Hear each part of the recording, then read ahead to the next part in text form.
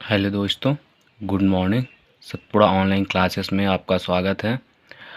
तो जैसा कि हम पिछले वीडियो में जनरेटर्स डीसी जनरेटर का चैप्टर चल रहा है, तो उसमें हम series generator, shunt generator, compound generator और कंपाउंड जनरेटर के टाइप्स ये सब पढ़ चुके हैं। ठीक है। नेक्स्ट टॉपिक है अपना आर्मेचर रिएक्शन, है ना।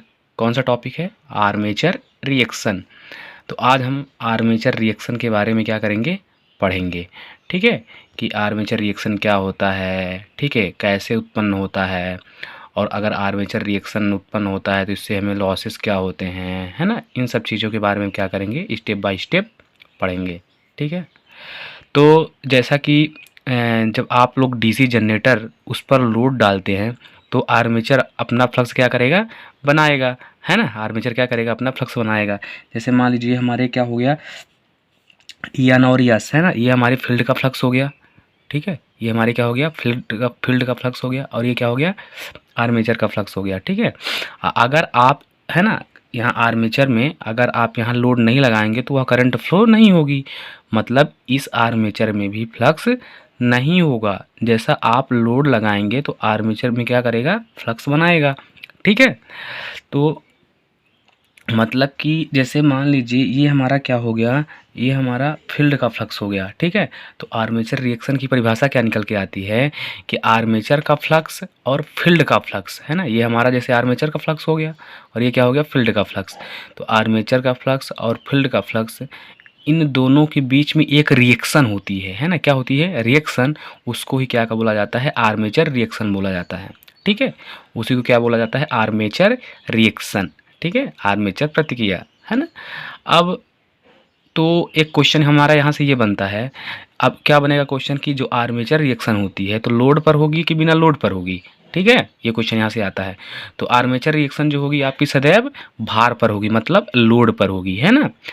जब तक आप लोड नहीं कनेक्ट करोगे तो आर्मेचर रिएक्शन नहीं होगा। ठीक है। तो आर्मेचर रिएक्शन सदैव किस पे होता है, भार पर होती है। ठीक है। अब देखिए, अब थोड़ा अभी हम डिफिनेशन इसकी पढ़े हैं ना, डिफिनेशन हम क्या पढ़े हैं इसकी, कि आर्मेचर का फ्लक्स और फील्ड का फ्लक्स जब इन दोनों के बीच में एक रिएक्शन होती है तो उसको हम क्या बोलते हैं, आर्मेचर रिएक्शन। तो हम दोनों के बीच में रिएक्शन करवाते हैं, है ना, कि एक्चुअली इन दोनों के बीच में कैसे रिएक्शन होती है। ठीक है। तो देखिए, जैसे मान लीजिए ये हमारा क्या हो गया, फील्ड का फ्लक्स हो गया, है ना, ये फील्ड का फ्लक्स एकदम फ्लैट है ना। और ये हमारा सेकंड नंबर क्या हो गया, आर्मेचर का फ्लक्स हो गया, है ना। ये क्या हो गया, सेकंड नंबर आर्मेचर का फ्लक्स। अब मान लीजिए हम इसको यहाँ डायरेक्शन पे दिखा रहे हैं कि यहाँ पे हमारा मैग्नेटिक फील्ड कैसे बनेगा। ठीक है। तो जैसे हम इन उंगलियों को लें, ठीक है, तो हमारी दिशा किधर जा रही है, इधर जा रही है। ठीक है, और इस वाले में ऐसे आ रही है। ठीक है। अब हम इसको यहाँ पे समझेंगे इस वाले डायग्राम में, है ना, कि एक्चुअली इसकी आर्मेचर रिएक्शन कैसे हो रही है। ठीक है। तो देखिए ये हमारा क्या हो गया, फील्ड का फ्लक्स हो गया, है ना, क्या हो गया, फील्ड का फ्लक्स। फील्ड की फ्लक्स की डायरेक्शन कैसी है, ऐसी है। ठीक है। और ये हमारा हो गया उसका चुंबकीय क्षेत्र। ठीक है। अब यहाँ पे देखिए, आप अच्छे से बारीकी से समझिएगा। ठीक है। तो ये जैसे हमारा क्या हो गया, ये हमारे फील्ड का फ्लक्स है। फील्ड के फ्लक्स की डायरेक्शन यहाँ यहाँ पे किधर है, ये रोड इधर है ना, फील्ड का फ्लक्स इधर जा रहा है और इसका भी फ्लक्स इधर जा रहा है। तो यहाँ पे फ्लक्स क्या होंगे, एक दूसरे का एड होंगे, है ना, मतलब जुड़ेंगे। और यहाँ भी सेम वही प्रोसेस हो रही है। ठीक है।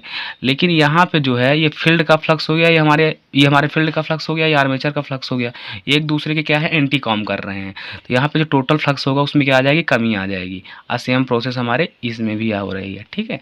अब अगर इसको हम एक शेप में बना के देखें, ठीक है, तो देखिए यहाँ पे फ्लक्स जुड़ने वाला बन रहा है, यहाँ भी फ्लक्स जुड़ने वाला बन रहा है ना। तो इसको हम यहाँ पे रिप्रेजेंट कर रहे हैं। ठीक है। ये देखिए, तो इसकी शेप ऐसे बन जाएगी, ऐसे बन जाएगी और ऐसे बन जाएगी, है ना, मतलब डायरेक्शन ऑफ रोटेशन, है ना। तो स्टार्टिंग में जो आपका जनरेटर होता है तो ऐसे ही क्लॉक वाइज में क्या करता है, वर्क करता है। ठीक है। जो आपका डीसी जनरेटर होता है तो स्टार्टिंग में ऐसे ही क्लॉक वाइज में क्या करता है, मतलब चलता है। ठीक है। अब देखिए, ये जो आपका ये है ना फ्लक्स, तो कैसा है, फील्ड का फ्लक्स क्या होता है, जैवक्रिय होता है ना, कैसा होता है, जैवक्रिय, मतलब साइन वेव की तरह ही होता है। ठीक है ना। अब देखिए इसके बाद, अब ये जो आपका आर्मेचर रिएक्शन हुआ है ना, तो इससे दोष क्या क्या उत्पन्न होते हैं। तो जो फ्लक्स में होगा तो क्या होगा, कमी आएगी, है ना, जो टोटल फ्लक्स होगा उसमें क्या होगा, कमी आएगी। और इसी प्रभाव को क्या बोला जाता है, डिमैग्नेटाइजिंग इफेक्ट, मतलब विचुम्बकन प्रभाव कहलाता है। क्या कहलाता है, विचुम्बकन प्रभाव कहलाता है। अब देखिए फ्लक्स में अगर कमी आएगी तो जनरेटर वोल्टेज क्या करेगा, कम बनाएगा, है ना, ठीक है। अब देखिए फिर सेकंड प्रोसेस इसमें क्या होती है, सेकंड प्रोसेस, अब सेकंड चीज़ इसका हम समझ लेते हैं, ठीक है। अब देखिए ये जैसे मान लीजिए हमारा क्या हो गया, एम ए हो गया, है ना, मैग्नेटिक एक्सिस, ये क्या हो गया, M N A, magnetic natural axis, है ना। ये हम मैग्नेट वाले चैप्टर में पढ़ चुके हैं अच्छे से, ठीक है, कि एम ए किसे कहते हैं, एम एन ए किसे कहते हैं, ठीक है। ठीक है, थोड़ा सा हम फिर से बता दे रहे हैं ना, एन और एस, ठीक है, दो पोलों को मिलाने वाली सरल रेखा क्या कहलाती है, आपकी मैग्नेटिक एक्सिस कहलाती है।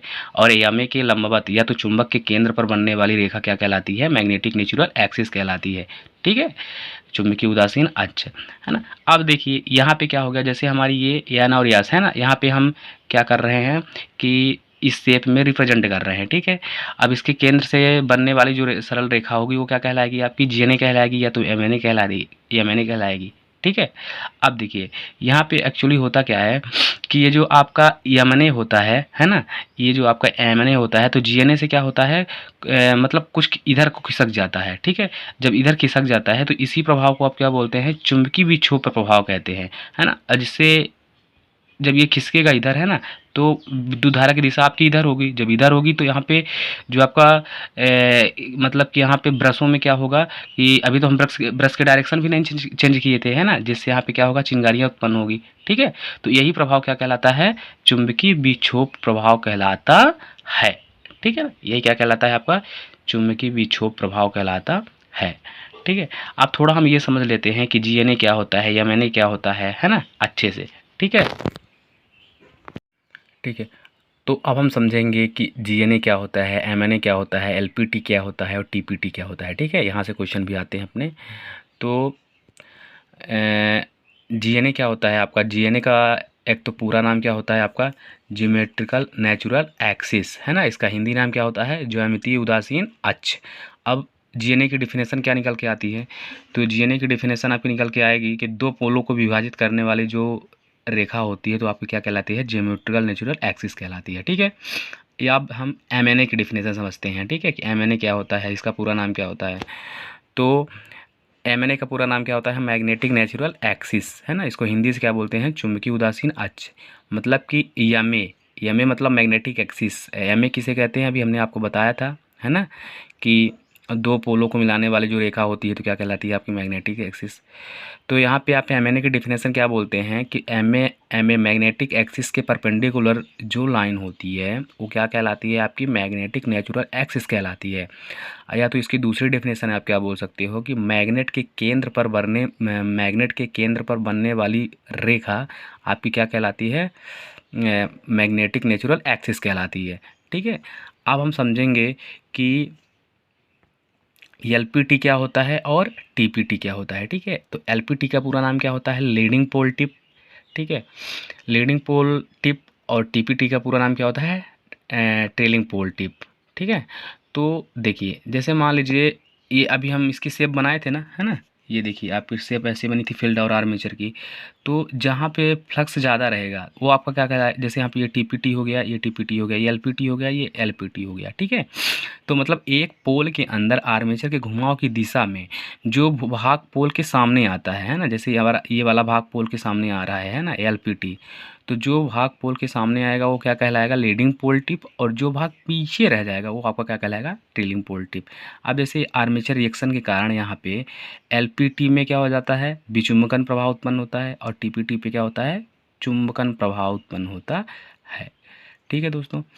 अब हम नेक्स्ट इसके आगे ये चीज़ पढ़ लेते हैं थोड़ा सा, है ना, कि जैसे डीमैग्नेटाइजिंग इफेक्ट क्या होता है, कैसे उत्पन्न होता है, इसका निवारण क्या होता है, ठीक है। तो जैसे डीमैग्नेटाइजिंग इफेक्ट के कारण क्या होता है, मुख्य फ्लक्स में कमी आएगी जिससे जनरेटर हमारा क्या होगा, वोल्टेज कम बनाएगा। तो इसका निवारण क्या है ना, सलूशन क्या है इसका, ठीक है। तो इसका सलूशन क्या होता है कि छोटी मशीनों में हम फील्ड के टर्नों की संख्या को क्या कर देते हैं, बढ़ा देते हैं। और वही बड़ी मशीनों में जो होते हैं तो क्या करते हैं, कंपनसेटिंग बाइंडिंग करते हैं। कौन सी बाइंडिंग करते हैं, कंपनसेटिंग बाइंडिंग। अब ये कंपनसेटिंग बाइंडिंग क्या होती है, कैसे करते हैं, ठीक है, इसको हम नेक्स्ट वीडियो में अच्छे से पढ़ेंगे। थैंक यू दोस्तों। ठीक है, तो